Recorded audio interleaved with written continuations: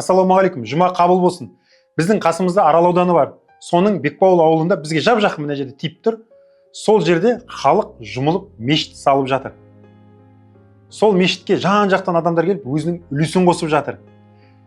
Күмбез салынып жатыр. Күмбез салған кезде керемет, тамаша, көңілді күйде жүрдік бәрімізде.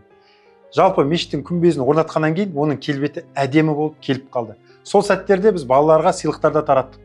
Сол күні Алланың қалауымен шөмекейлер де сол жерге барып, өздерінің көмегін беріп кеткен болатын. Адамдар неге жұмылып мешітке келіп көмектеседі? Себебі сол жерден жанның рахатын табамыз. Жүрегімізге иманның нұрын құямыз. Жалпы мешіт біздің ислам дініміз жақсылыққа бастайтын.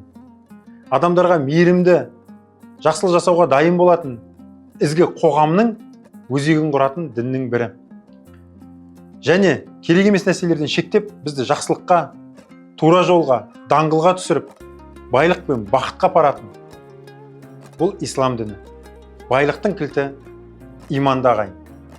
Осы мешітке өздеріңіздің көмегімізді беремін десеңіздер, келіңіздер, көмектеріңізді беріңіздер. Мен алыстамын, жер шалғай, келе алмаймын дейтін болсаңыздар, өздеріңіздің үлестеріңізді садақа арқылы, қаражат аудару арқылы да бере аласыздар. Сол жерге балаларыңызбен келсеңіздер де болады. Балалармен барған қандай керемет.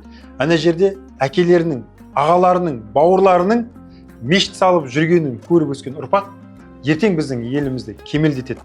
Алла баршамызға иманды, салиқалы, парасатты ұрпақ берсін. Шырылдап мешіт салып жүрген бауырларымыз мінекей осыны көксейді. Арманымыз орындала берсін.